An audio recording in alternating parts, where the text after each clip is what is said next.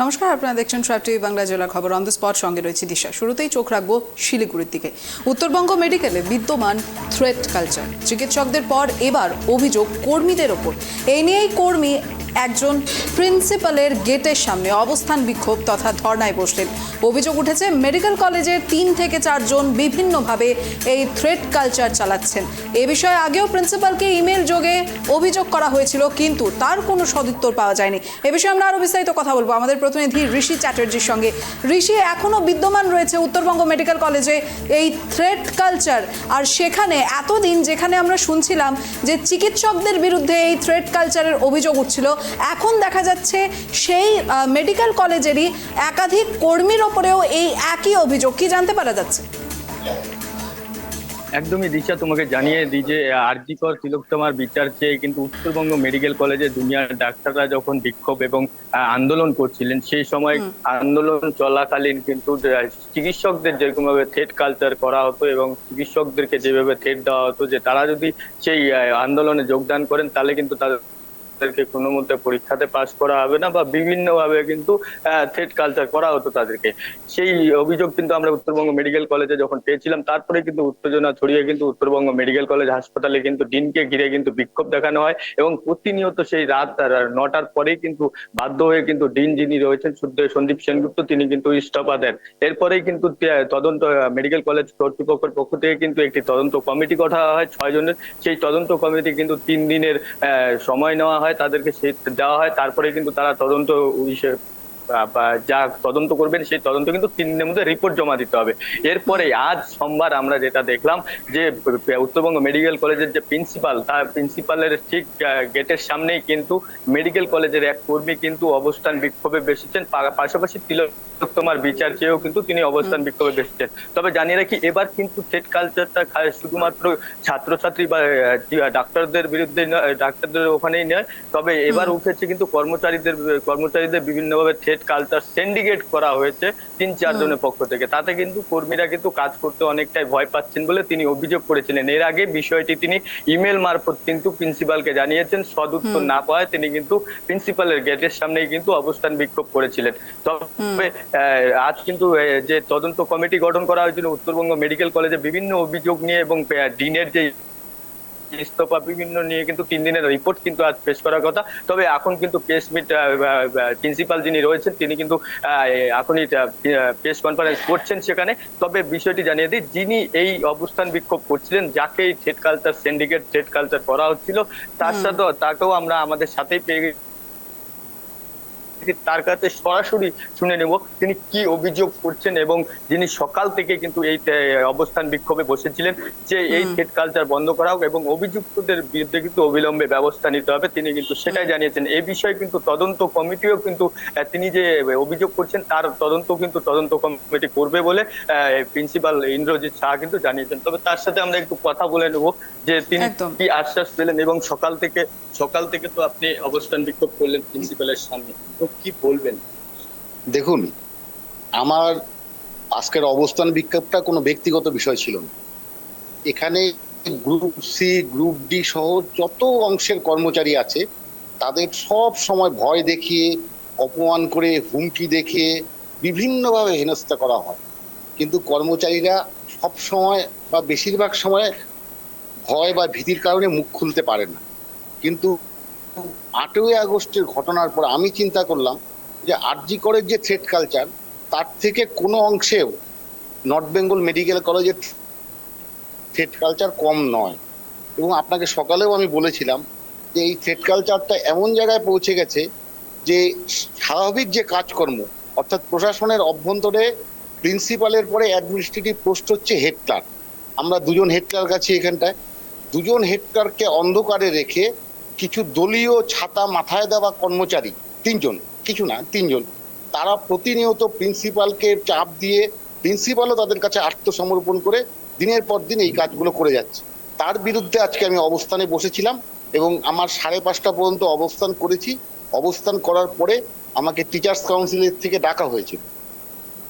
Teachers কাউন্সিলের মিটিংয়ে আপনি স্বাভাবিকভাবেই জানেন যে সব ডিপার্টমেন্টের হেড অফ দ্য ডিপার্টমেন্টে থাকে, মানে আমাদের মেডিকেল কলেজে যতগুলো ডিপার্টমেন্ট আছে চিকিৎসা শাস্ত্রে, সেই হেড অফ দ্য ডিপার্টমেন্টরা আমাকে রিকোয়েস্ট করলো যে ছাত্রদের যে অত্যাচার অনাচারের জন্য যে কমিটি, সেই কমিটি আপনাদের কর্মচারীদের যে সমস্যা সেটা নিয়ে দ্রুত তদন্ত করবে, ব্যবস্থা গ্রহণ করবে, আপনি আমাদের 2 দিন সময় দেন।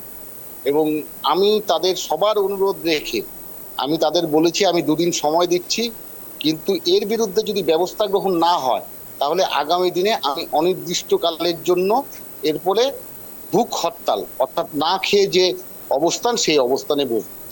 ঋষি, একটা বিষয় দেখো, আজ তিনি যেভাবে এই এক কথায় বলতে গেলে যে ধর্নায় বসেছেন, তার সঙ্গে দেখা যাচ্ছে দেখো এই থ্রেড কালচারের শিকার কিন্তু অনেকেই রয়েছেন, কিন্তু তিনি একা মূলত এই বিক্ষোভে সামিল হয়ে তিনি একা কিন্তু আজ এই বিকেল 5টা পর্যন্ত তিনি বসেছিলেন এই ধর্না কর্মসূচিতে। মূলত এই বিষয়ে তিনি কি বলবেন? দেখো, এই যে আপনি তো সকাল থেকেই একা এই ধর্ণা মঞ্চে আপনাকে একাই দেখা গেল। সকালে আপনাকে জিজ্ঞাসা করেছে আরো যে কর্মীরা রয়েছে যারা অনেকটাই ভয়ে রয়েছে, তারাও থ্রেড কালচারের শিকার হচ্ছে, তারা কেন আসছে? তারা এসেছে কারণ একটা যখন আপনি অবস্থান বা বিক্ষোভ করবেন তখন আপনাকে সরকারি ছুটি নিয়ে তারপরে অবস্থান বিক্ষোভে বসতে হবে। একজন অন ডিউটি কর্মচারী কোনো মতেই তার ছুটি না নিয়ে অবস্থান বিক্ষোভে বসতে পারে না। আমি একা ছুটি নিয়েছিলাম, প্রত্যেকে এসেছে, আমার সাথে দেখা করেছে।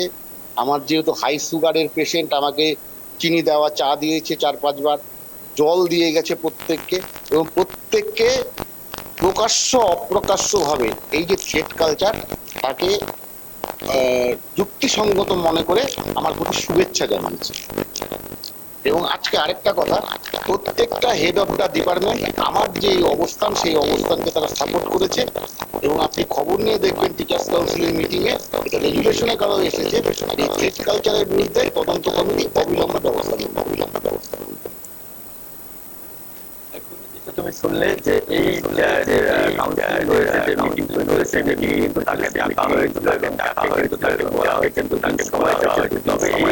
তবে এই যে থ্রেড কালচার সিন্ডিকেট রয়েছে, সিন্ডিকেট রয়েছে, তারা নিবে কিন্তু কমে নিবে। ধন্যবাদ। একদম। এদিকে উত্তরবঙ্গ মেডিকেলে বিদ্যমান থ্রেড কালচার চিকিৎসকদের পর এবার অভিযোগ কর্মীদের ওপর। এই নিয়ে এক কর্মী এদিন প্রিন্সিপালের গেটের সামনে অবস্থান বিক্ষোভ তথা ধর্নায় বসেছেন।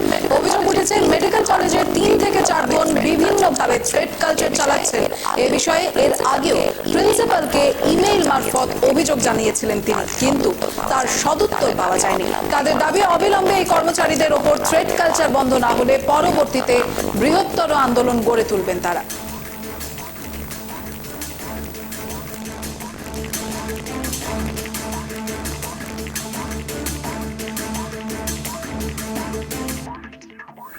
চোখ রাখবো বহরমপুরের দিকে। সন্দীপ ঘোষের সম্পত্তির হদিশ মিলল বহরমপুরে। বহরমপুরের বাবুপাড়ায় মিলল আরজি কর কাণ্ডে জড়িত সন্দীপ ঘোষের ফ্ল্যাটের হদিশ। আরজি করের প্রাক্তন অধ্যক্ষ সন্দীপ ঘোষ, তারই ফ্ল্যাটের হদিশ এবার মিলল বহরমপুরের বাবুপাড়ায়। সূত্র যেমনটা বলছে, আবাসনের 4E ব্লকে থাকতো সন্দীপ। এদিকে আবাসিকদের দাবি বেশ কয়েক বছর ধরে সন্দীপ ঘোষের ঘরটি তালা বন্ধ অবস্থায় রয়েছে। আরজি কর কাণ্ডকে ঘিরে তোলপাড় গোটা রাজ্য। এরই মধ্যে একাধিক তদন্তের মধ্যে থেকে বেরিয়ে এসছে বহু তথ্য, বহু নথিপত্র এবং বহু অভিযোগ। ইতিমধ্যেই আর্থিক দুর্নীতির পাশাপাশি আরও বহু অভিযোগের সঙ্গে সন্দীপ ঘোষকে ইতিমধ্যেই সিবিআই হেফাজতে নেওয়া হয়েছে। তার পাশাপাশি ইডির যে হানা, সেই হানা কিন্তু এখনো অব্যাহত রয়েছে।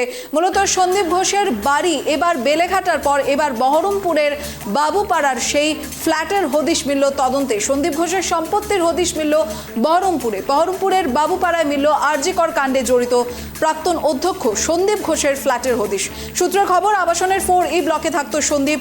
আবাসিকদের দাবি বেশ কয়েক বছর ধরে সন্দীপ ঘোষের ঘরটি তালাবন্ধ অবস্থায় রয়েছে।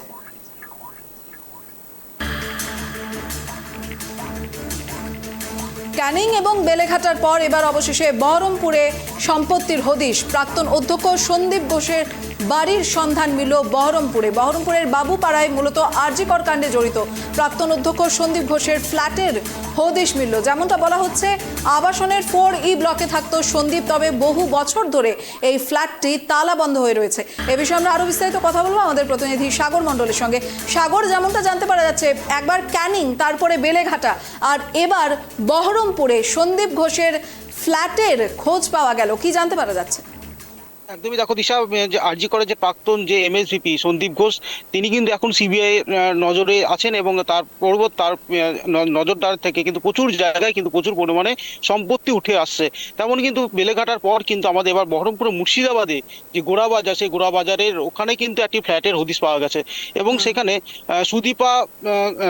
সুদীপা বলে যে অ্যাপার্টমেন্ট আছে, সেই সুদীপার অ্যাপার্টমেন্টের ওখানে করে একটি 2 BHK ফ্ল্যাট তার নামে দেখা গেছে। এবং সেখানে যখন বহরমপুরে মেডিকেল কলেজ হাসপাতালে যখন তিনি কর্মরত অবস্থায় ছিলেন, তখন কিন্তু এই ফ্ল্যাটটি নেওয়া হয়েছিল এবং বর্তমানে তিনি এখন কলকাতায় রেফার হয়ে গেছেন। সেই কারণের জন্য কিন্তু এই ফ্ল্যাটের মধ্যে আর সেরকম ভাবে আসা যাওয়া নেই। ওখানে যে কেয়ারটেকার আছে তিনি বলছেন যে তার নামে একটি ফ্ল্যাট এবং তার নিচে গাড়ি রাখার জন্য পার্কিং পয়েন্ট এবং দুটোই কিন্তু আছে। মধ্যেখানে কিছু সময় সেই ফ্ল্যাটটিকে কিন্তু ভাড়া দেওয়া হয়েছিল এবং সেই ভাড়াটাও এখনো কিন্তু সেই ফ্ল্যাটের মধ্যে কিন্তু আসে না দিশা।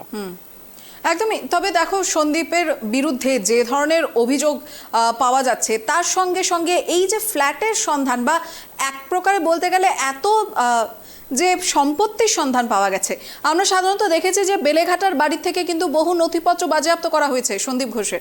মূলত এবার যে বাবুপাড়ায় যে সন্ধান মিলল ফ্ল্যাটের, সেখানে কি কোনো রকমের কোনো নথিপত্র বা এ ধরনের কোনো বিষয় কি খুঁজে পাওয়া গেছে? দেখো দিশা, আমরা এই বিষয়ে আমরা কিন্তু ওখানে করে স্পটে যখন যাই তখন কিন্তু আমরা দেখতে পাই এবং কেয়ারটেকারের সঙ্গে কথা বলেছি, পাশাপাশি ওখানকার যে এলাকার যে যারা বাসিন্দা আছে ওই ফ্ল্যাটের মধ্যে, তাদের সঙ্গে কথা বলেছি। তারা কিন্তু আমাদেরকে বলছে, যেটা জানাচ্ছে যে এখানে কিন্তু এখনো এখনো তবে খুব শীঘ্রই এখানে করে তল্লাশি করবে। এখন বর্তমানে সেই ফ্ল্যাটের মধ্যে কিন্তু তালা ঝোলানো আছে এবং ঘরের বাইরে থেকে যেটুকু দেখতে পাওয়া যায় যে পুরো ঘরের মধ্যে যে গেটটা লাগানো আছে, গেটের মধ্যে কিন্তু মাকড়সার জালে ভর্তি হয়ে গেছে এবং পুরোপুরি ভাবে সেই তালাটাও কিন্তু মরচে পড়ে গেছে। যে বিভিন্ন দিন, অনেক দিন ধরে সেই ঘরটি ইউজ না করার জন্য কিন্তু সেই ঘরটি এখন পুরোপুরি অকেজ অবস্থায় রয়েছে। একদম ঘরটা পুরোপুরি পরিত্যক্ত অবস্থায় রয়েছে বিভিন্ন কারণে। এর আগে হয়তো 3 বছর আগে সন্দীপ ঘোষ এখানে করে প্রায় দিনই যাতায়াত করতেন এবং এখানে করে থাকতেও না হয়তো কিছু সময়, কিন্তু বর্তমানে তার পোস্টিং হয়ে যায় কলকাতায়। তারপর থেকে কিন্তু তার এখানে আর আসা হয় না দিশা। একদমই, ধন্যবাদ সাগর। এদিকে সন্দীপ ঘোষের সম্পত্তির হদিশ বহরমপুরের বাবুপাড়ায় মিলল আরজিকর কাণ্ডে জড়িত প্রাক্তন অধ্যক্ষ সন্দীপ ঘোষের ফ্ল্যাটের হদিশ। সূত্রের খবর, আবাসনের 4E ব্লকে থাকত সন্দীপ। আবাসিকদের দাবি, বেশ কয়েক বছর ধরে সন্দীপ ঘোষের ঘরটি তালাবন্ধ অবস্থায় পড়ে রয়েছে।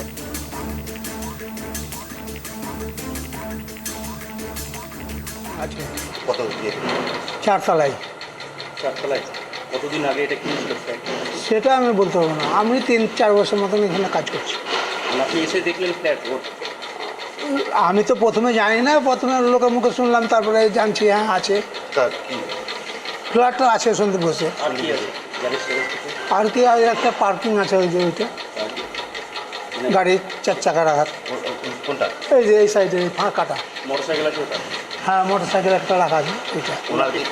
ওনার মোটরসাইকেল নাই, ওনার গাড়িও নাই। ওর গাড়ির জায়গাটা আছে, একজনকে ভাড়া দিয়েছে। ভাড়া যে থাকে তার বাড়ি ইসলামপুর, ও মাঝে মাঝে এখানে থাকে, মাঝে মাঝে ওখানে থাকে। কোন তলায় আছে? কোথায় ফ্ল্যাটটা? কোন?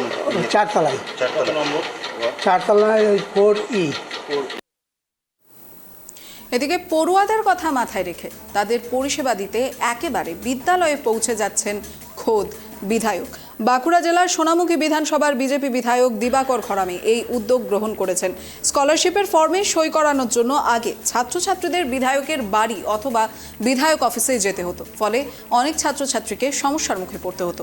আর সেই কথা মাথায় রেখেই সোনামুখী বিধানসভার অন্তর্গত বিভিন্ন স্কুলে পৌঁছে যাচ্ছেন বিধায়ক দিবাকর ঘরামি এবং সেখানে ছাত্রছাত্রীদের স্কলারশিপের ফর্মে সই করছেন তিনি। বিজেপি বিধায়কের এই কর্মসূচিকে কটাক্ষ করতেও ছাড়েননি শাসক দল তৃণমূল কংগ্রেস।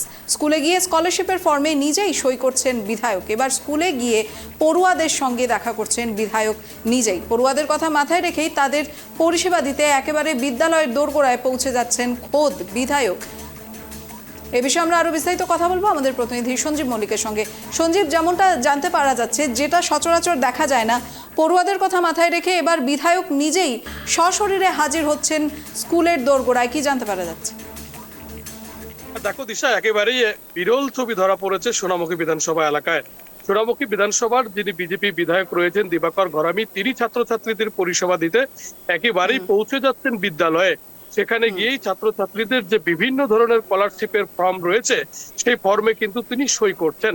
আর বিধায়কের এই উদ্যোগকে সাধুবাদ জানিয়েছেন এলাকার সাধারণ মানুষ থেকে শুরু করে ছাত্রছাত্রী ও তাদের অভিভাবকরা। দেখো, সম্প্রতি বিভিন্ন ধরনের যে স্কুলের স্কলারশিপের ফর্ম বেরিয়েছে সেই ফর্মগুলি ফিল আপ করতে গেলে ছাত্রছাত্রীদের এই প্রখর রোদকে উপেক্ষা করে কখনো বিধায়ক অফিসে, আবার কখনো বিধায়কের বাড়িতে যেতে হয়। আবার অনেক সময় দেখা যায় বিধায়ক অফিসে গিয়ে তাদেরকে ঘুরে আসতে হয়, পাশাপাশি বিধায়কের বাড়িতে গেলেও একই ছবি উঠে আসে। ফলে সমস্যায় পড়তে হতো স্কুলের ছাত্রছাত্রীদেরকে। আর সে কথা মাথায় রেখে বিধায়ক কিন্তু এবার অভিনব উদ্যোগ নিয়েছেন। সোনামুখী বিধানসভার যে অন্তর্গত বিভিন্ন স্কুলগুলি রয়েছে সেই স্কুলগুলিতেই কিন্তু তিনি নিজে পৌঁছে যাচ্ছেন এবং সেখানে পৌঁছে গিয়ে ছাত্রছাত্রীদের সেই স্কলারশিপের ফর্মগুলিতে তিনি সই করে দিচ্ছেন। ফলে ছাত্রছাত্রীদের রোধকে উপেক্ষা করে আর বিধায়কের বাড়িতে এবং বিধায়কের অফিসের দরজায় কড়া নাড়তে হচ্ছে না। ফলে সব মিলিয়ে কিন্তু বিধায়কের এই উদ্যোগকে সাধুবাদ জানিয়েছেন পড়ুয়ারা ও তাদের অভিভাবক থেকে শুরু করে এলাকার সকল সাধারণ মানুষ। তবে বিধায়কের এই কর্মসূচিকে কটাক্ষ করতে ছাড়েনি শাসক দল তৃণমূল কংগ্রেস। স্থানীয় তৃণমূল নেতা প্রবল মুখার্জি তিনি আমাদের ক্যামেরার মুখোমুখি হয়েছিলেন। তিনি বলছেন যে 2021-এর পর থেকে বিধায়ককে এলাকায় দেখা যায় না এবং যেহেতু সামনে ভোট আসছে, নির্বাচন আসছে, 2026-এ পুনরায় বিধানসভা নির্বাচন রয়েছে এবং সেই ভোটকে সামনে রেখে মানুষের নজর কাটতে বিধায়ক এই ধরনের কর্মসূচি করতেন। তবে বিধায়ক আমাদের ক্যামেরার মুখোমুখি হয়ে জানাচ্ছেন তিনি সর্বদাই মানুষের পাশে থাকেন, মানুষের পরিষেবার জন্য কাজ করে চলেছেন। তবে আগামী দিনেও তিনি মানুষের পাশে থেকে মানুষের জন্য কাজ করবেন বলেই জানিয়েছেন তিনি। দিশা। একেবারে ধন্যবাদ সঞ্জীব। এদিকে পড়ুয়াদের কথা মাথায় রেখে তাদের পরিষেবা দিতে একেবারে বিদ্যালয়ে পৌঁছে যাচ্ছেন খোদ বিধায়ক। বাঁকুড়া জেলার সোনামুখী বিধানসভার বিজেপি বিধায়ক দিবাকর ঘরামি এই উদ্যোগ গ্রহণ করেছেন। স্কলারশিপের ফর্মে সই করানোর জন্য আগে ছাত্রছাত্রীদের বিধায়কের বাড়ি অথবা বিধায়ক অফিসে যেতে হতো, ফলে অনেক ছাত্রছাত্রীকেই সমস্যার মুখে পড়তে হতো। আর সেই কথা মাথায় রেখেই সোনামুখী বিধানসভার অন্তর্গত বিভিন্ন স্কুলে পৌঁছে যাচ্ছেন বিধায়ক দিবাকর ঘরামি এবং সেখানে ছাত্রছাত্রীদের স্কলারশিপের ফর্মে নিজেই সই করছেন। এদিকে বিজেপি বিধায়কের এই কর্মসূচিকে কটাক্ষ করতে ছাড়েনি শাসক দল তৃণমূল কংগ্রেস। তাদের মতে যেহেতু সামনেই 26-এ বিধানসভা নির্বাচন, তার প্রাক প্রস্তুতি হিসেবে এই কর্মসূচি আপন করে নিয়েছেন বিধায়ক। স্কুলের শিক্ষক মহোদয়দের আমি অনুরোধ করি, আমার ইচ্ছা প্রকাশ করি যে আমি স্কুলে এসে এখন যে স্কলারশিপ বেরিয়েছে, বিভিন্ন ধরনের স্কলারশিপ, যার সইয়ের জন্য ছাত্রছাত্রীদের আমার অফিস সোনামুখীতে সেখানে আসতে হয়, বিধায়ক অফিসে, আবার কাউকে আমার বাড়িতে যেতে হয়। অফিসে আমি সপ্তাহে 2 দিন থাকি। তো ছাত্রছাত্রীদের বিশেষ প্রয়োজন। তো আমি দেখলাম যে এই ছাত্রছাত্রীরা এত পরিশ্রম করে অফিসে বা বাড়িতে কেন আসবে, আমি স্কুলে গিয়ে সেই ছাত্রছাত্রীদের পরিষেবা দেওয়ার জন্য এবং তাদের যাতে সময় নষ্ট না হয়, তাদের ঘুরতে না হয়, তাদের পরিশ্রম না হয়, তার জন্য আমি নিজে গিয়ে আজ এই রামপুর উচ্চ বিদ্যালয়ে ছাত্রছাত্রীদের স্কলারশিপে সাইন করলাম, আমার ইনকাম সার্টিফিকেট দিলাম। হ্যাঁ, এলাকার মানুষ এতদিন বিধায়ককে দেখতেই পায়নি। 2021-এর নির্বাচনের পর থেকে সোনামুখীর কোনো মানুষের কাছে উনি সেভাবে পরিষেবা দিতে পারেননি। কি ঝড়ে বলুন, কি প্রাকৃতিক দুর্যোগে বলুন, কি কালী কার্তিক বিসর্জনে বলুন, সোনামুখীর মানুষ ওনাকে দেখতেই পায়নি, খুঁজতে হতো দূরবীন দিয়ে। এখন যেহেতু সামনে নির্বাচন আসছে তাই নাটকবাজি শুরু করেছেন, মানুষের কাছে বুঝাতে চাইছেন যে আমি আছি। কিন্তু বিজেপি মানেই একটা ধাপ্পা ধোকার দল, তাই মানুষ ওদের সম্বন্ধে। এই মুহূর্তে যে গুরুত্বপূর্ণ খবরের দিকে নজর রাখবো। বিচার চেয়ে কলকাতার নগরপাল বিনীত গোয়েলের অপসারণের দাবিতে সোমবার বিচারহীন 1 মাস এই স্লোগানকে সামনে রেখেই লালবাজার অভিযানে নামলো সিপিআইএম। ধর্মতলার লেনিন মূর্তির সামনে জমায়েত সিপিআইএম এর তথ্য প্রমাণ লোপাটে অভিযুক্ত সকলকে হেফাজতে নিয়ে দ্রুত তদন্ত ও দোষীদের কঠোর শাস্তির দাবি জানিয়েছেন তারা। এই বিষয়ে আমরা আরো বিস্তারিত কথা বলবো আমাদের প্রতিনিধি ত্রয়ন চক্রবর্তীর সঙ্গে। ত্রয়নের আগেও এই লালবাজার অভিযান নিয়ে তোমার সঙ্গে কথা হয়েছে, এই মুহূর্তের সর্বশেষ আপডেট কি বলছে? দেখো, আজকের মতো কিন্তু কিছুক্ষণ আগে, মিনিট 15-20 আগে আজকের মতো এই কর্মসূচি শেষ হয়েছে এবং যেটা সিপিআইএম এর তরফ থেকে, সিপিআইএম কলকাতা জেলা কমিটির তরফ থেকে এই কর্মসূচি দেওয়া হয়েছিল এবং যার মধ্যে বেশ কিছু দাবির মধ্যে অন্যতম ছিল কলকাতা পুলিশের নগরপালের অপসারণ চাই, পদত্যাগ চাই।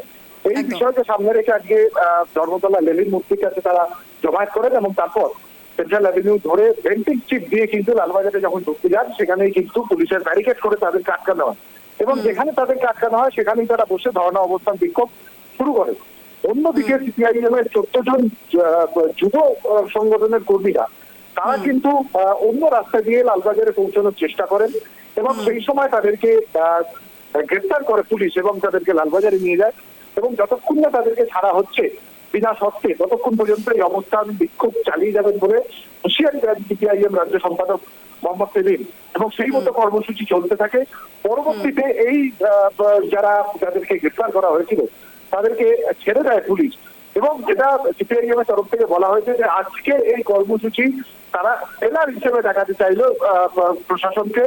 আগামী 13 তারিখে রাজ্য বামফ্রন্টের ব্যানারে এই লালবাজার অভিযান তারা আবার করতে চলেছেন এবং সেক্ষেত্রে যদি তাদেরকে বাধা দেওয়া হয় তাহলে রাতভর তারা রাস্তায় বসে এই প্রতিবাদ বিক্ষোভ শান্ত করবেন বা সংগঠিত করবেন, এই বক্তব্য কিন্তু তাদের তরফ থেকে তোলা হয়েছে এবং আগামী 13 তারিখে সেই আন্দোলনের ঝাঁজ যে আরো বেশ কিছুটা বেশি থাকবে এমনটাই কিন্তু সিপিআইএম নেতৃত্বের তরফ থেকে দাবি করা হচ্ছে।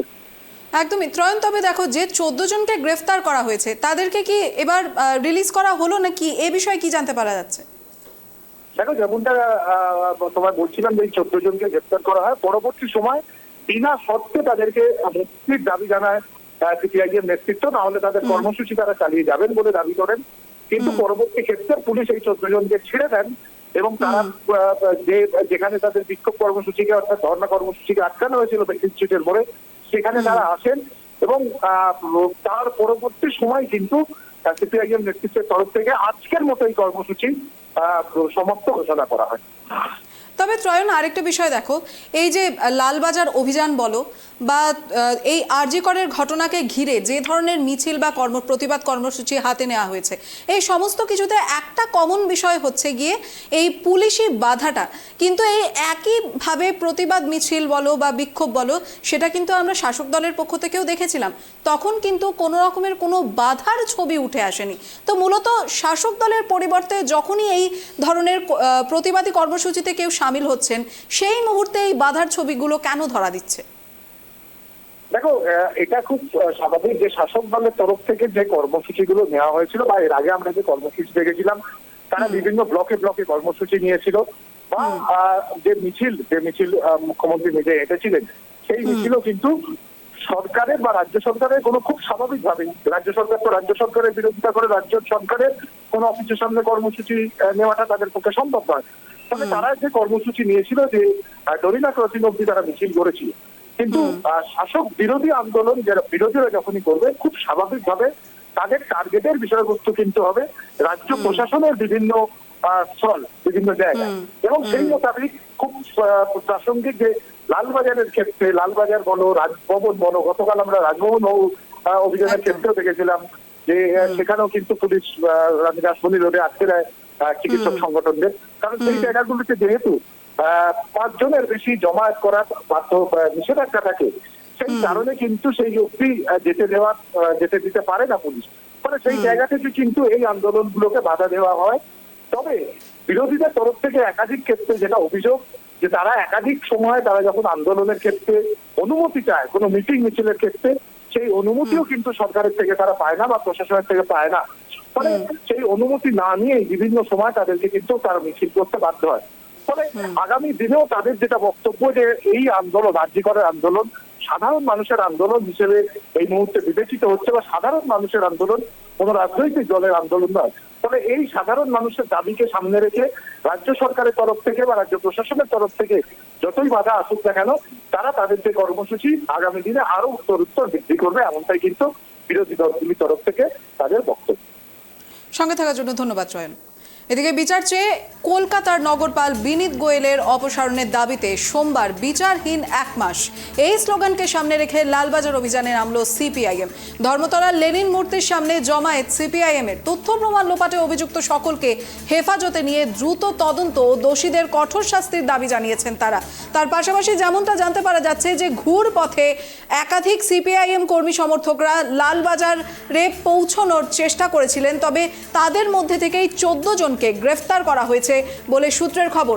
অবশেষে সিপিআইএম এর পক্ষ থেকে দাবি জানানো হয় যে বিনা শর্তে সেই 14 জনকে ছেড়ে দিতে হবে এবং তার পরপরই তাদের এই আন্দোলন থমকে যাবে। তবে তেমনটাই করা হয়েছে, ইতিমধ্যেই তাদের এই প্রতিবাদ কর্মসূচি বন্ধ হয়ে রয়েছে বা বলতে পারি যে শেষ হয়ে গেছে, কিন্তু পরবর্তীতে এই আন্দোলন আবারও মাথাচাড়া দেওয়ার সম্ভাবনা রয়েছে বলে পরিষ্কার জানিয়ে দেওয়া হয় সিপিআইএম এর পক্ষ থেকে।